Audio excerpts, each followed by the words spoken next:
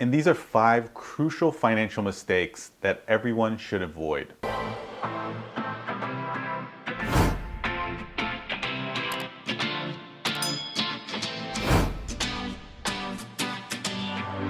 What's up everyone, David here with Free to Be, and thank you for joining me for today's video. Now today I want to cover 5 crucial financial mistakes that everyone should avoid because honestly they just don't make too much sense when it comes to building financial wealth. And I do think that all 5 of these are pretty important, so make sure you stay tuned for the whole video. Now before I get started, as always, if you're new to my channel, I cover financial literacy here in an effort to track my progress to financial independence. And hopefully by doing that I am building a database of information that will be useful to others as well so that they can work towards achieving financial independence too. So if you are new to my channel and any of that interests you, please take a moment and just click the subscribe button down below. I really do appreciate the support. And if you're not new, thank you for coming back. All right, so these are 5 kind of missteps that I feel like can be easily avoided and really can make a big impact on your financial health. And they're not in any kind of order, but all 5 of these are pretty important to know,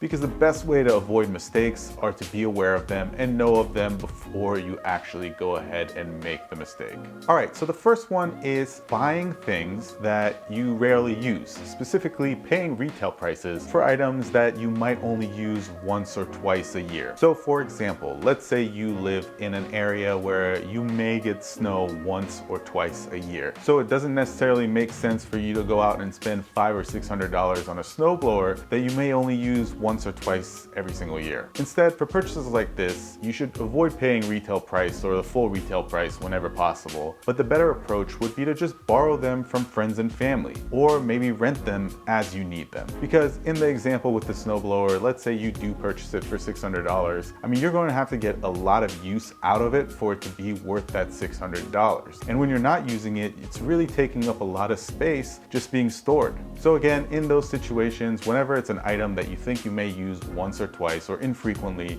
throughout the year, it's better just to borrow it from someone that has one or rent it if possible. Now the second crucial financial mistake to avoid is in the world of insurance premiums. You shouldn't pay a higher amount to get a low deductible, specifically related to car insurance, because look, car insurance is supposed to protect you in the rare cases you may need it. Instead of paying such a high premium for the low deductible, put some money aside in the beginning, because in the long term, paying a lower amount on a recurring basis is going to save you a lot more money than actually having to use that insurance policy and pay the deductible out of pocket. So for example, if you are paying super high premiums so that your deductible is only $100, think about how often you've used this over the past 5 years. How often have you actually filed a claim with your insurance provider over the past 5 years? Probably not too often, maybe once, So instead, reevaluate. Maybe you up it to where your deductible is in the $500 to $1,000 range, and then your monthly premium is much lower. Because again, it's just that much better to have a lower recurring cost over a period of a year, 5 years, and then save some extra money, put some extra money into your emergency fund in case you do need to pay a deductible out of pocket. Now the third mistake to avoid is buying books. Now hear me out on this. I'm not discouraging people from reading. I think everyone should be reading, and I think that's the best way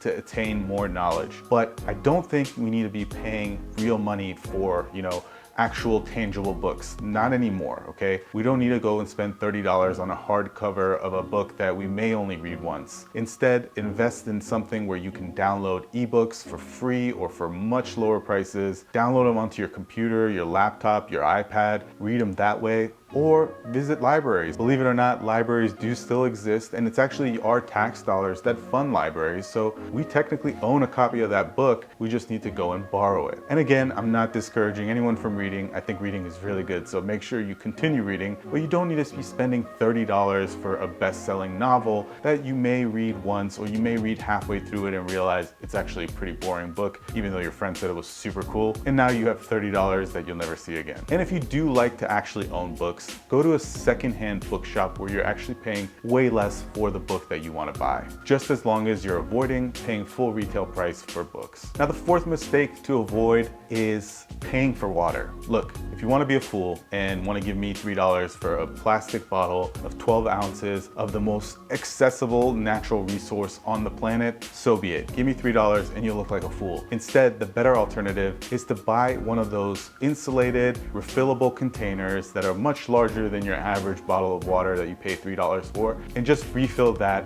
a couple times a day. Because things like bottled water, the little cost might not mean much to you when you make the purchase. Like a $2 purchase might not be that big a deal to you, but it does add up. If you're drinking 5 or 6 bottles of water a day over the course of a month or a year, I mean, that's hundreds and hundreds of dollars wasted just on a little plastic container. So don't be silly, don't be buying bottled water, because A, it's definitely not good for the environment, and B, it's not good for the wallet either. Instead, invest in one of those refillable insulated bottles or containers, and if you need to, buy a filtration system for your house and just fill up your own bottle. And finally, the 5th mistake you want to avoid is buying into brands. Now, I've covered this in another video as well, but there's no reason to pay extra money, pay premium prices for brand name goods, because all you are paying for is the marketing effort and the brand itself and not the actual item you're getting. So whether it is cereal, over-the-counter medicines, look into things that maybe are off-brand but do the same thing, because most of these off-brand items are just as good as the branded item that you're used to paying premiums for. So when possible, avoid shopping for brands. Don't buy into the brand that's being built and presented to you. The big brand can afford the commercials, can afford the marketing. Doesn't mean that the off-brand is any worse. Try those out. So one time I gave an example of Pepsi versus Coke and then the off-brand items. Maybe you do actually prefer Coke over Pepsi, and sometimes it's fine, but don't just automatically buy into brands every single time. Well guys, those are the 5 crucial financial mistakes